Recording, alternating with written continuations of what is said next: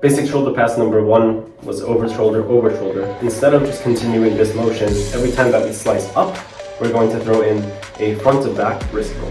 Side profile looks like this. So I pass over, this is the regular pass I'm going to show you now. Instead of coming straight over here like this, I'm going to come up, front to back wrist roll. From there, we have kind of a new grip / new wrist movement, which is this, to throw something over same side shoulder from a back grip.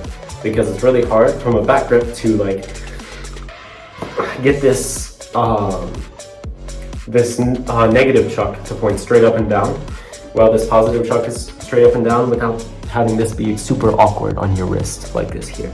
So to make sure that we're not crimping here and make sure that we're not straining anything, start in a back grip, go make as if to throw over same side shoulder with this nice flowy prep swing, and then as you come over, just kind of open up your grip so that you're not in this tight balled fist here, and allow your wrist to turn towards yourself such that your palm is kind of facing yourself. Right, so prep swing, open your grip, and palm towards yourself. Again, here. And it's not, as you can see, over my shoulder per se. I can do it like that. It's more just off to the side here, but it's the cord in this case, or for maybe most of you, the chain, is kind of being covered up on my arm, so you can't really tell that it's not exactly over my shoulder per se. So, again, instead of regular shoulder pass, front to back wrist roll over same side shoulder in this new palm facing new grip, which I don't actually have a name for yet. I'll come up with that later. But there you go, that's how to move all pass number 1 and pass number 4, because pass number 4 was this, right? Instead of doing a backward spin after beating under same side armpit, we are going to throw over, under, front to back wrist roll. It's basically the same thing as number 1, just with a little extra flourish. Pass number 3 then is kind of a new thing, right? Instead of throwing over same side shoulder, forward spin, under, upward catch, we're going to throw over same side shoulder, front to front wrist roll, under, up and catch. And I'll let you figure that one out on your own. I've just showed you, that's really all there is to it. But instead of coming down and then trying to front wrist roll like this here, right, swoosh down, then my front to front under catch, see if you can control enough to command the nunchucks to immediately come into your front to front. I'll let you determine which is more aesthetically pleasing in your case, because you can perform however you want. But that's how to do a forwards version of the wrist roll in evolution of our basic shoulder passes anytime that we swung down. Like in pass number 2, like in pass number 3, like in pass number 5.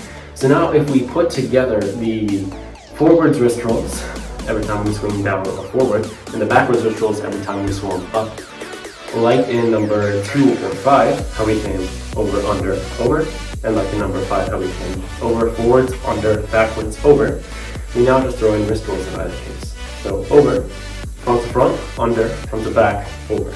Side profile looks like this. Over, front to front, under, back to back, over. It's kind of cool actually. And that's how you can evolve, one way how you can evolve your over same side shoulder passes, or throwing combos of them with your wrist rolls. Back passes, how do we evolve those, right? So this was back pass number 1, back pass number 2, back pass number 3, hip pass, scapular pass, and neck pass, or lumbar pass, scapular pass, cervical pass. I'll just say neck pass though, and not try to sound as fancy. Anyway, how do we evolve these? I'm still going to be evolving them for the sake of this video using wrist rolls, at least to get us started off. So to start, I'd recommend holding in a far grip. This depends on the length of your nunchucks, but this will probably work best for most of you. Then try now the hip pass. As you come around, since your negative hand was holding in far grip, your positive hand will probably catch close to the chain or cord in close grip. And that's just kind of the consistent circumference rule from the video where I went over, under, same side shoulder pass, right? Now that this hand is holding close to the chain or cord, it can easily come straight into a horizontal wrist roll. And then we can continue somehow and maybe do the same thing. I would probably use this twice in a row. I'd also try not to grab my hair like I just did in performance, but there you go. So again, you can be doing some sort of passes here, come into far grip, close grip, or something. wrist roll. Also try not to grab your shirt. Let's give this one more try, all right? Here, here, ow, hair, here, here, wrist roll, continue somehow, right? There you go. That's one way of evolving your back passes. This can also be done in kind of a different way with the open version of these passes, right? So we had this version, and this version, right? Instead of always crossing our arms in front of our body, we can keep our body kind of open in front and instead do our passes behind, right?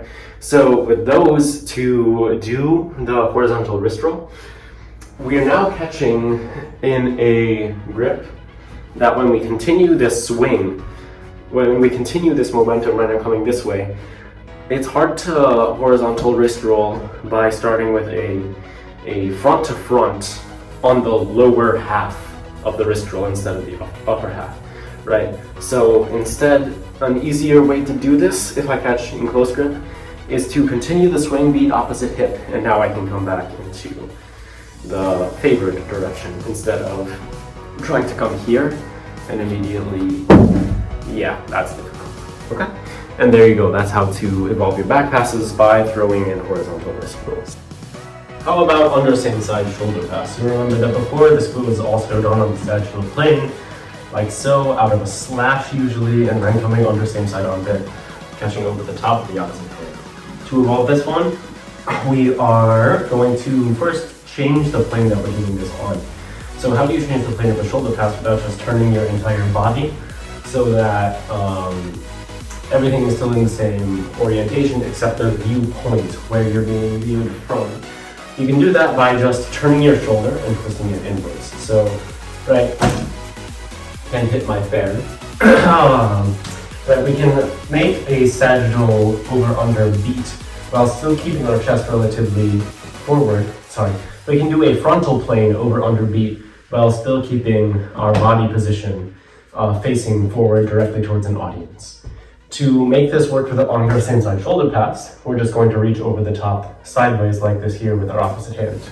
Again, we have an over-under beat. As we beat under, we can reach over the top, the opposite hand, and catch. Now, to evolve this, to make this be done in some sort of combination, we're going to involve two different types of wrist rolls. So first of all, start in your dominant hand. I'm not mirroring this video. With a front to front wrist roll, and then come straight underneath and catch.